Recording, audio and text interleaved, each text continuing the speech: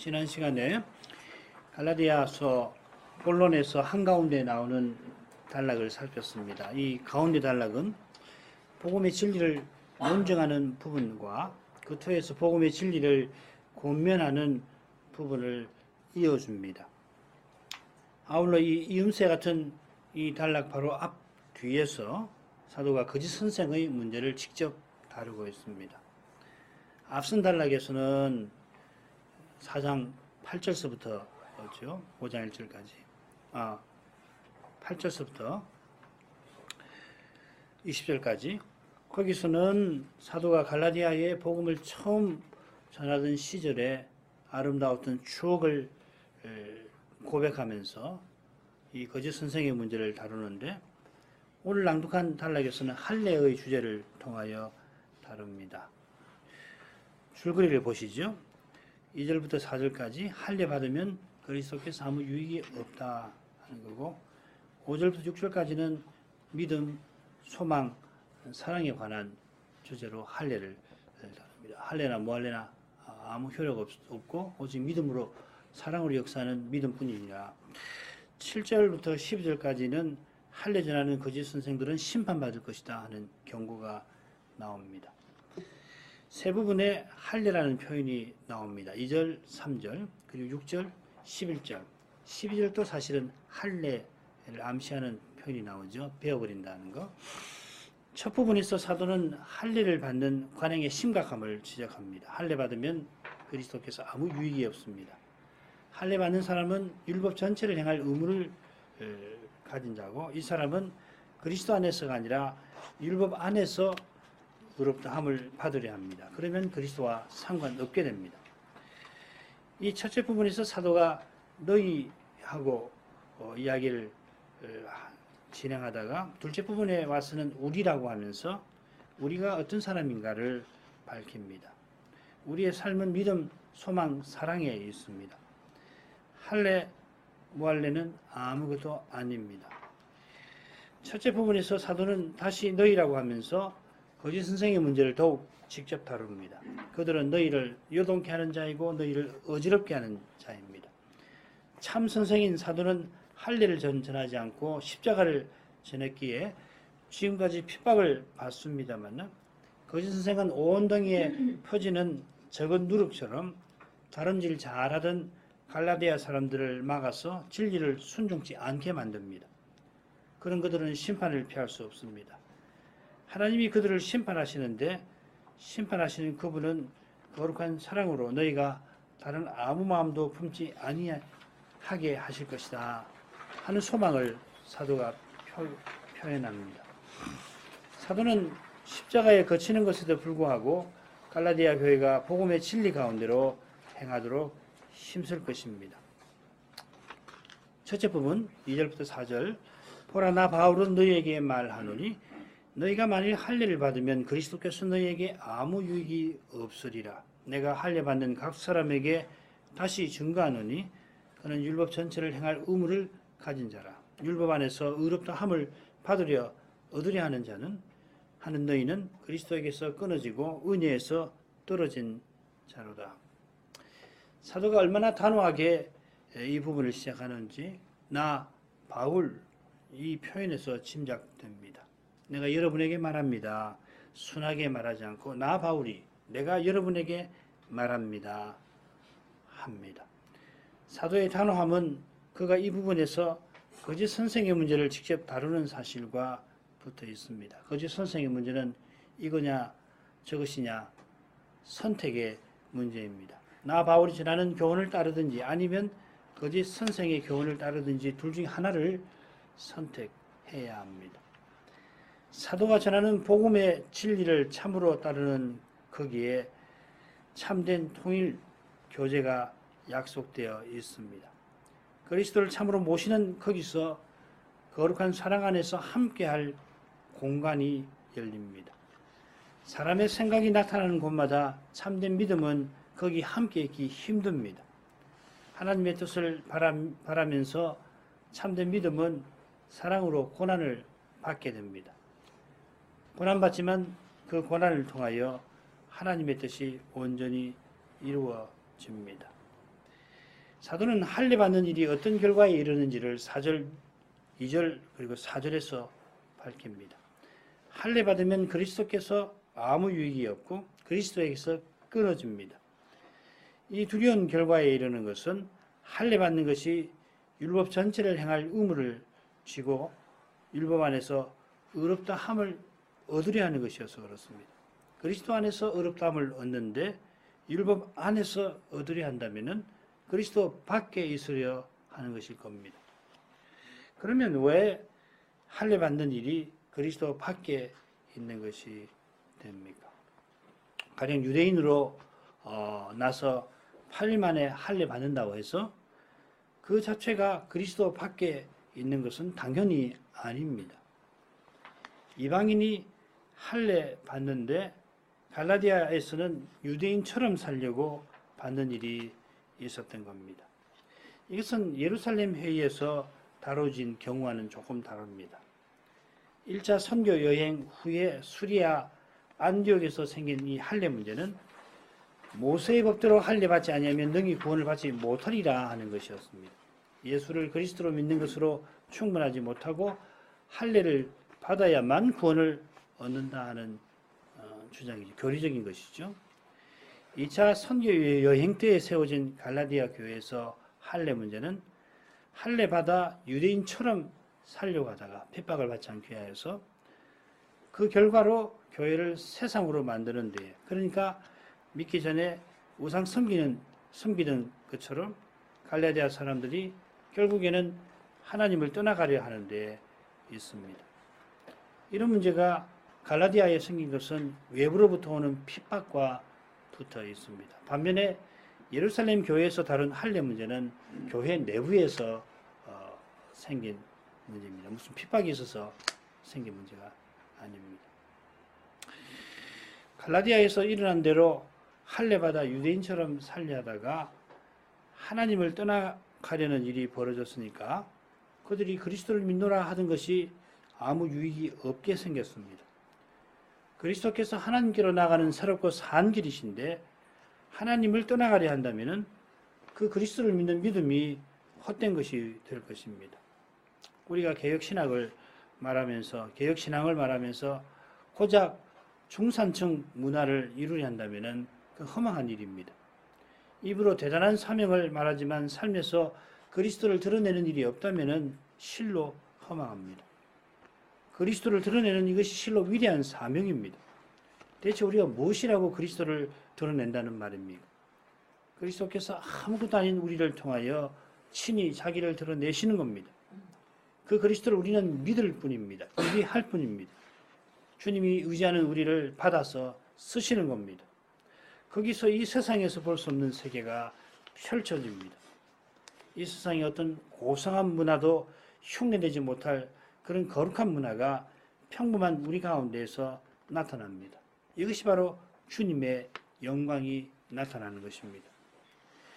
왜 할례 받으면 그리스도께서 아무 유익이 없는지 그 이유가 3절 후반부에 나옵니다. 그는 율법 전체를 행할 의무를 가진 자라. 율법 전체를 행할 의무 가진 자도 뭐 나쁘지 않습니다만은 율법 전체를 행할 빚진 자라고 하면은 사도의 의중이 좀 더 드러날지도 모르겠습니다. 우선 우리가 분명히 밝혀둘 진리가 있습니다. 그리스도를 참으로 믿는 사람은 율법 전체를 행할 사람이지 어떤 율법은 지키고 다른 율법은 지키지 않아도 되는 사람이 아니고 심지어 율법을 지킬 필요도 없는 사람은 더더군다나 아닙니다. 믿기 전에는 모든 계명을 우리가 어겼고 한 계명도 제대로 지키지 못하다가 이제는 모든 계명을 따라 살게 되었습니다. 하이델베르크 룸답에 나오는 것이죠. 율법을 행하는 것이 우리에게 복입니다. 이 복은 율법이 정금보다 더 사모할 것이고 송일꿀보다 더 달다고 고백하며 율법을 행하는 거기에 있습니다. 그런데 지금 갈라디아 교회를 공격하는 거짓 선생들은 할례를 강조하지만 율법 전체를 행하지 않습니다. 할례 받은 적이라도 거짓 선생인데 스스로 율법은 지키지 아니하고 율법을 안 지키는 거예요. 그들을 따르는 갈라디아 사람들도 그렇습니다. 유대인처럼 사는데 필요한 율법, 예를 들면 음식법이라든지 안식이라든지 절기 규례 같은 것은 지키려 하지만은 다른 율법은 관심이 없습니다. 본래 할례밖에 안 뜻이 여호와의 도를 지키게 하신 데 있고, 여호와의 도를 지키려면 당연히 율법 전체를 지켜야 합니다. 그러나 거짓 선생들이 할례밖에 하신 그 뜻을 바르게 받드는 것이 아니니까, 그처럼 하나님 은혜로 거룩한 사랑을 드러내려 아니하고 사람의 꾀로 고작 유대인처럼 살려고 하는 거니까, 그리고 그 의도는 핍박을 면하려고 하는 것이니까, 그렇다면 어긴 율법을 빚을 갚듯이 지켜야 할 처지에 있다는 겁니다. 사람이 도무지 스스로는 갚지 못할 빚인데 어디 한번 갚아보려면 한번 갚아보라 하는 것입니다. 그러나 참된 믿음은 이미 그 빚을 탕감을 받고 하나님 은혜를 의지하여 그 뜻을, 하나님 뜻을 기쁘게 받들고 나갑니다. 모든 율법을 순종하신 그리스도의 생명을 받아서 그 생명을 나의 소명과 직분을 통해서 살아내면은, 그러면 율법을 참으로 순종하게 되는 것입니다. 비록 참된 순종을 겨우 시작한 것에 불과하고 그나마도 매우 부분적이긴 합니다만은 그리스도적인 사랑을 드러내는 거기서 율법 주신 뜻이 이루어져 갑니다. 사도는 이어 율법 안에서 의롭다함을 얻으려 하는 너희라 하면서 거짓 선생과 그들을 따르는 갈라디아 사람들이 얼마나 어리석은지를 드러내려 합니다. 율법 안에서는 도무지 의롭다함을 얻지 못합니다. 율법 자체는 의롭지만 의롭게 만들지를 못하는 겁니다. 이런 점에서 율법은 철저히 연약합니다. 왜 연약하냐면 무엇보다 우리의 육신 때문에 그러합니다. 우리의 육신이 율법으로 말미암아 더욱 죄짓게 만드는 겁니다. 율법 자체가 우리의 육신을 제압하지를 못합니다. 하나님이 율법을 통해서 죄를 덜어 억제하시긴 합니다만은, 그래 그것을 우리가 일반 은총이라고 그러잖아요. 그러나 죄의 권세는 하나님의 은혜 아니면은 이길 수 없습니다. 그 죄의 권세가 교회 안에도 우리 연약함을 통하여 버젓이 드러나는 겁니다. 이런 연약함을 바로 깨닫는 것이 은혜인데, 겸손히 은혜를 구해서 자기 죄를 깨닫지 아니하면은 율법 안에서, 즉 사람의 힘과 꾀로 의롭다함을 얻고자 하는 겁니다. 자기 의로움을 드러내고자 하는 겁니다. 거짓 선생들은 겨우 할례받아 고작 유대인처럼 살게 하여 하나님의 교회로 서나가게 하려 하는 겁니다. 헛된 영광을 구한다는 표현처럼 거짓 선생과 그들을 따르는 사람들은 자기들이 대단한 일을 이룬다고 자랑합니다만, 실은 거짓 선생들이 핍박받지 않으려고 할례 받게 할 뿐입니다. 루터가 말하는 영광의 신학을 추구하는 까닭에 십자가의 신학을 알지 못하는 겁니다. 그리스도를 바로 아는 교회와 신자는 사람의 힘과 꾀를 좇지 아니하는 까닭에 헛된 영광을 구하는 이들에게서 미움과 오해를 받습니다. 사람의 힘과 꾀로 자기 의를 추구하는 자는 그리스도에게서 끊어지고 은혜에서 떨어진 자입니다. 그리스도는 하나님의 지혜와 능력이시고 하나님의 의이십니다. 그리스도를 믿어 하나님 의에 참여하는 것이 의롭다 하심의 핵심입니다. 그처럼 의롭다 하심을 받은 사람은 사람으로 행치 아니하고 그리스도로 행합니다. 여기에 하나님 은혜의 핵심이 있습니다. 사람의 힘과 꾀로 행할 때는 심지어 은혜 받은 그 결과물로 자기를 드러내려고도 합니다. 그런 사람들 참 많잖아요. 그리스도에게서 끊어지고 은혜에서 떨어진다 할 만큼 우리의 죄는 무섭습니다. 참으로 믿는 사람은 사람으로 행하려 하는 데서 항상 돌이켜 겸손히 은혜를 구합니다. 날마다 그리스도의 공의를 의지하고 또 의지합니다. 5절 6절 읽습니다. 우리가 성신으로 믿음을 좇아 의의 소망을 기다리노니 그리스도 예수 안에서는 할례나 무할례가 효력이 없되 사랑으로서 역사하는 믿음뿐이니라. 사도가 우리 하면서 다른 주제로 나갑니다. 여기서 너희와 우리 이 단락에서 너희와 우리는 똑같이 갈라디아 교회 교인들을 가리킵니다. 이 사실 어려워요.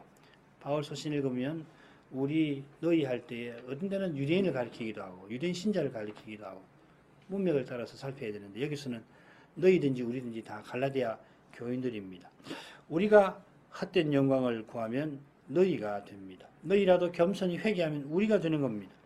누가 우리고 너희인가? 오직 하나님만 아십니다. 사도와 같이 성신으로 행하면 우리이고 거짓 선생을 쫓아 육신으로 행하면 너희가 됩니다. 그리스도께서 예정의 거울이십니다. 그리스도를 믿는 사람, 의지하는 사람이 예정된 사람입니다. 율법 안에서 의롭다함을 얻으려 하는 너희와 달리 우리는 성신으로 믿음을 좇아 의의 소망을 기다립니다. 율법 안에서가 사람의 힘과 꾀를 좇는 것을 뜻하는데 우리는 성신으로 행하고 믿음을 좇아 삽니다. 다음 단락에서 성신 좇는 것이 육신 좇는 것과 대조를 이루고 있는 것처럼 육신을 좇는다는 것은 사람의 힘과 꾀를 의지하는 그것입니다. 사람의 힘과 꾀를 의지하는 것은 원래 하나님을 의지하기에 지원받은 것과 반대되는 겁니다. 사람이 스스로 무엇을 이루려 하거나 무엇이 되려 하는 그것이 타락한 증거입니다. 이것이 육신입니다. 그리스도께 속한 자들고 하나님의 아들들로 사는 것보다 영광스러운 것이 없는데 다른 사람에게 영광을 얻고자 하고 영광을 얻으려니까 사람의 이목을 끄는 무언가를 이루려고 한다면 자기 힘으로 이룬 것을 드러내려고 한다면 얼마나 어리석은 일입니까? 성신으로 행하는 사람은 그리스도의 영광을 드러내려고 우리 안에 내주하시는 그 성신을 본받아서 그리스도를 드러냅니다. 성신이 그리스도를 드러내려고 우리 안에 계시는데 우리가 자기를 드러내려 한다면 우리 안에서 성신은 얼마나 근심하시겠습니까? 반대로 한낱 피조물인 우리가 성신으로 행하는 이 사실 자체가 우리에게 얼마나 영광스러운 일입니까? 이는 아버지와 아들이 함께 지니신 그 영광을 드러내는 일입니다. 성신 안에서 아버지와 아들이 창세전에 함께 가지셨던 영광을 십자가와 부활로 드러내셨는데 그 영광의 광채가 성신으로 행하는 우리에게, 교회에, 가정에 나타나는 것입니다. 거기서 그리스도께서 우리를 대하시듯 서로를 대하고 그리스도를 대하듯 서로를 대하는 일이 나타나는 것입니다.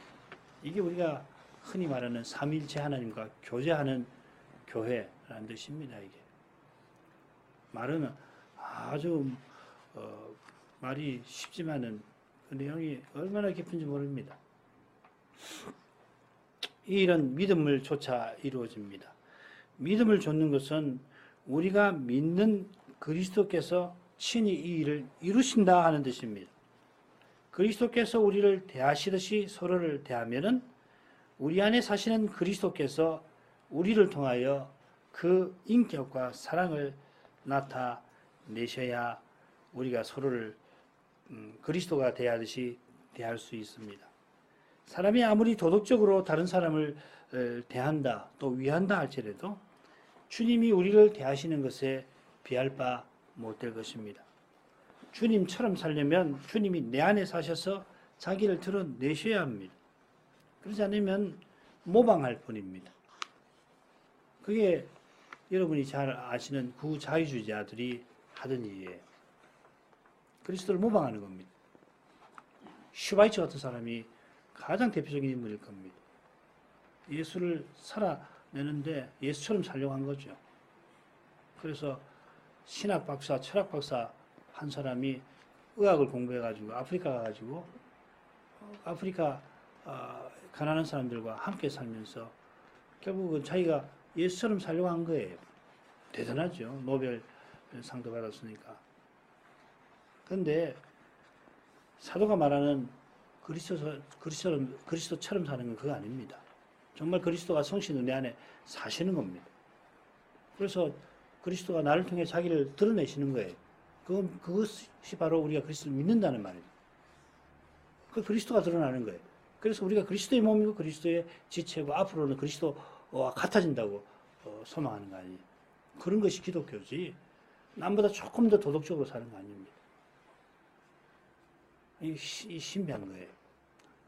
물론 이 그리스도를 살아내는 것이 너무도 미미해서 우리 스스로도 자기 자신에 대해서 자괴감을 가질 때가 있습니다만은, 그러나 주님께서 하시려고 하는 일은 실로 놀라운 일입니다.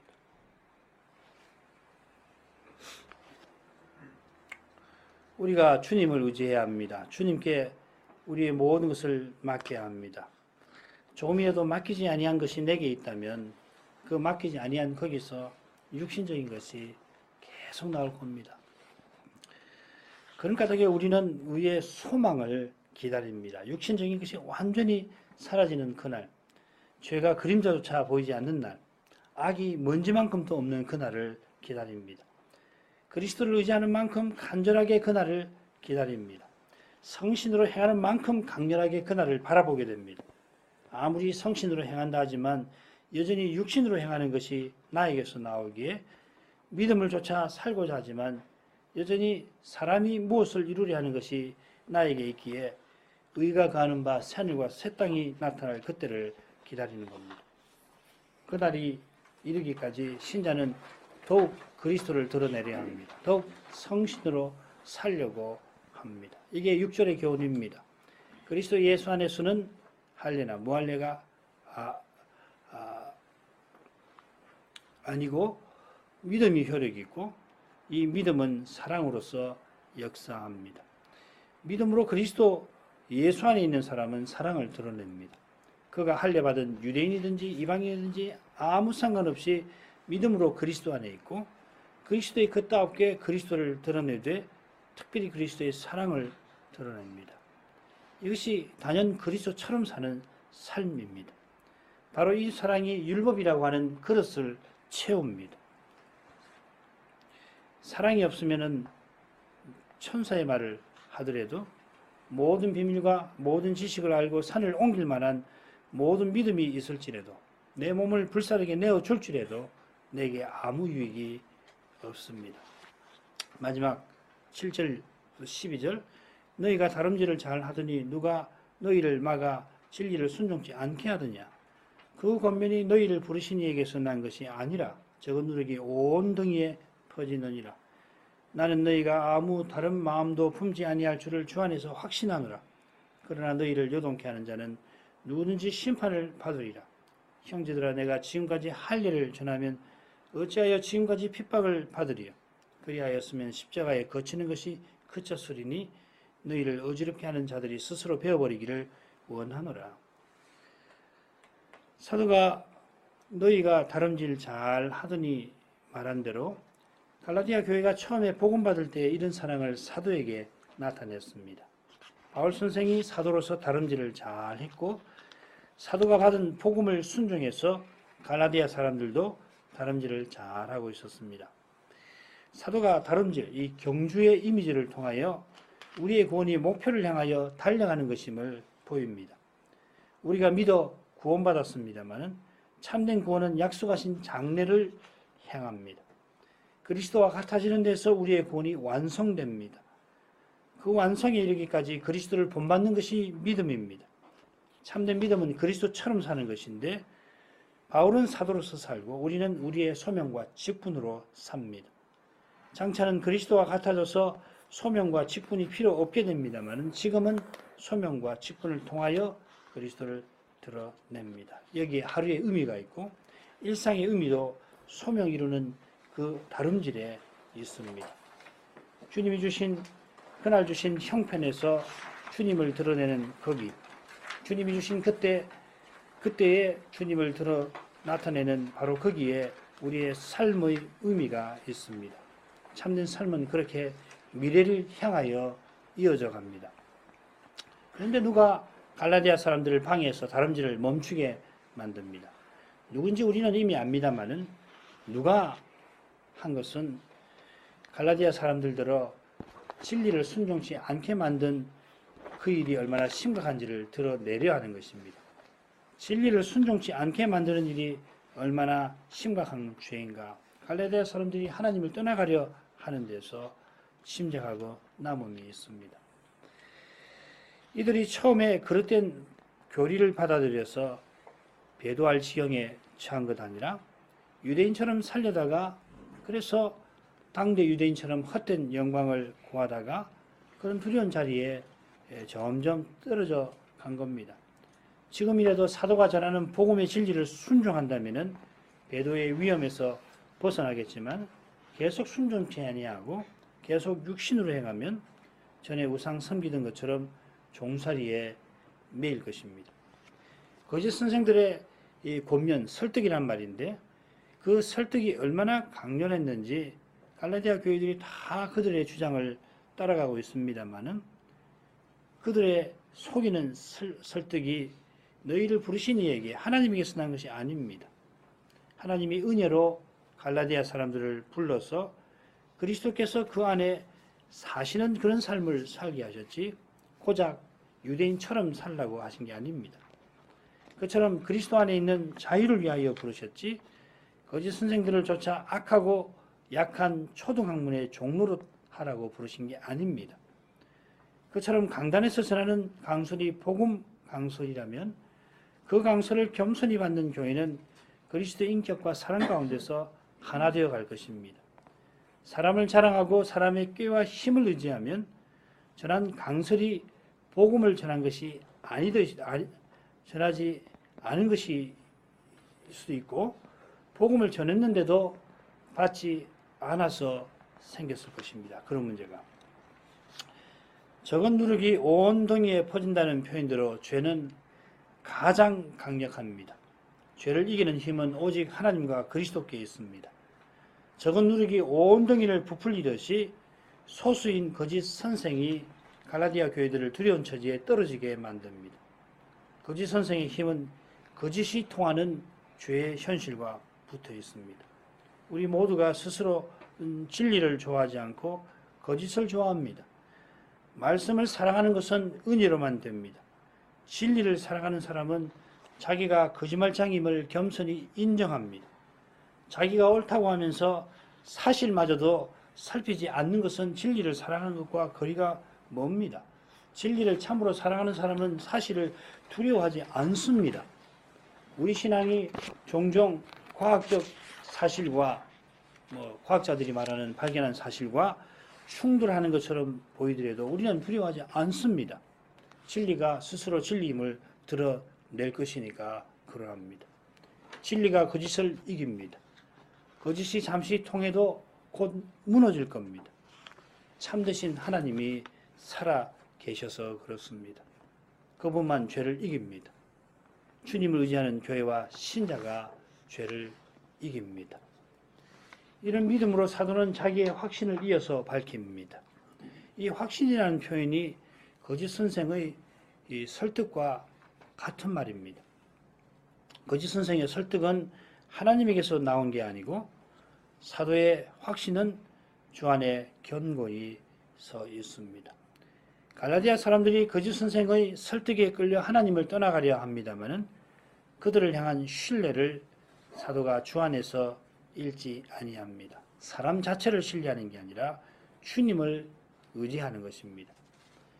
주님의 부르심은 후회함이 없습니다. 부르신 주님이 친히 언약을 이루십니다. 갈라디아 사람들이 마치 흑마법에 홀려 부르신 주님을 떠나가려 합니다마는 주님은 그 강력한 마법을 능히 물리치실 수 있습니다.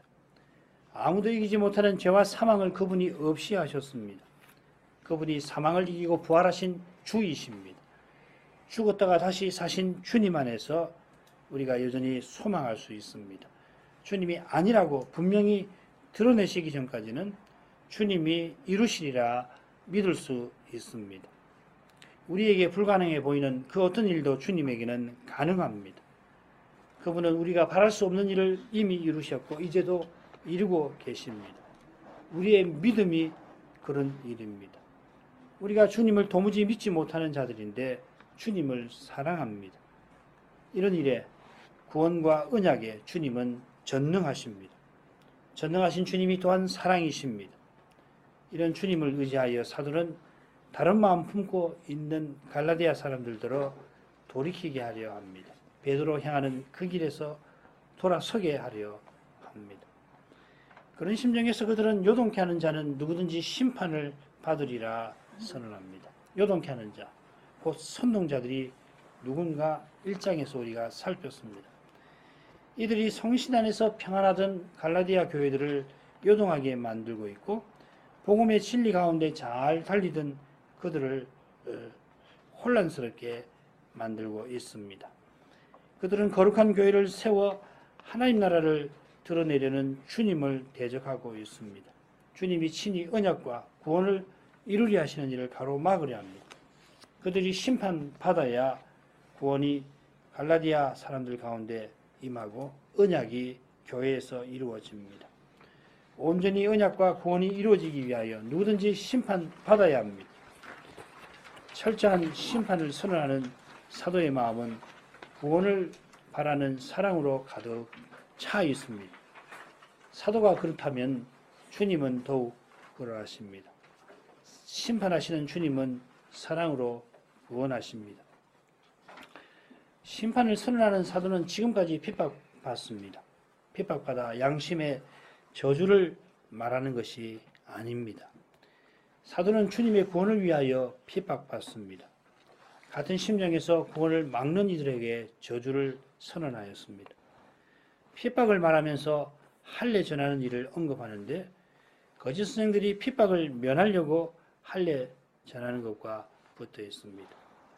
갈라디아서를 시작할 때에 말씀을 드린 바와 같이 이들은 과격한 유대인들이 이방인과 접촉하는 유대인들을 해치니까 거기서 벗어나려고 아예 이방인들을 할례 받아서 유대인처럼 살게 하는 것입니다. 그러나 사도는 십자가에 거치는 것을 기꺼이 받아들입니다. 십자가에 거치는 것이 뭔가 고린도전서 1장을 인용합니다. 1장 23절 우리는 십자가에 못 박히신 그리스도를 전하니 유대인에게는 거리끼는 것이요 이방인에게는 미련한 것이로다. 이 거리낀다 하는 말이 거친다는 말하고 같은 말입니다. 스칸달론, 이 스캔들이라는 말이 여기서 나왔습니다. 유대인들은 나무에 달린 자가 하나님께 저주받은 자여서 십자가에 못 박히신 그리스도를 경배하는 것을 끔찍히도 미워했습니다. 이 점에서 바울 사도가 전에 둘째가라면 서러워할 사람이었습니다. 그래서 당시 누구보다도 교회를 핍박하였습니다. 그런 그가 이제 십자가에 못 박히신 그리스도를 전해서 기꺼이 핍박받습니다. 핍박을 피하려는 생각에 조금도 복음 전하는 일에 타협하지 않습니다. 그럴 수가 없습니다. 다만 내 몸에서 그리스도가 존귀되시기를 바라며 살아갈 뿐입니다. 그런 목적에 자기가 죽는다 해도 오히려 유익이라고 고백합니다. 그런 사도인 까닭에 갈라디아 교인들더러 십자가로 나가신 그리스도처럼 살게 아니하고 고난을 벗어버리려고 유대인처럼 살게 하는 이 거짓 선생을 그냥 둘 수 없습니다. 그런 심정에서 그들이 스스로 배워버리기를 원한다 합니다. 할례를 전하는 그들더러 그저 신체 일부만 배워버릴 게 아니라 그들 자신을 배워서 교회에서 스스로 사라져버리기를 원합니다. 그만큼 갈라디아 교회의 문제가 심각합니다. 사도의 소원이 이러하다면 주님의 심정은 어떠하시겠습니까? 우리가 그리스도의 몸과 지체로 서나가기를 주님은 얼마나 원하시겠습니까? 그런 소원을 아뢰는 기도를 얼마나 기뻐하시겠습니까? 우리가 그리스도처럼 살고자 할 때 주님이 얼마나 신속히 우리의 소원을 들어주시겠습니까? 그분의 사랑이 우리의 소원을 신속히 또 넘치게 이루어 주실 것입니다. 오늘 여기까지 하겠습니다. 거룩하신 아버지, 사도가 십자가에 거치는 것을 양보하지 않고 기꺼이 핍박받는 그 심정을 저희가 조금이나마 헤아려 봅니다. 그리스도를 드러내는 길을 걷고자 하는 사람마다 육신으로 행하는 일을 늘 부인해야 하고 주님만 따라 의지해야 합니다. 성신을 조차 행하지만은 아브라함 때처럼 지금도 육체를 따라 난 자가 성신을 따라 난 자를 핍박하는 일이 있습니다. 세상이 하나님을 알지 못해서 하나님의 자녀를 푸대접합니다만 세상이 교회에 도에서 참된 믿음은 오해와 미움을 피하지 못합니다. 그럴지라도 십자가로 나가신 주님처럼 저희도 기꺼이 고난받을 수 있기를 구합니다. 주님을 드러내려는 소원이 저희에게도 일어나게 해 주옵소서. 이 소원을 주님이 결코 예면치 아니하실 줄 믿습니다. 예수님 이름으로 기도합니다. 아멘.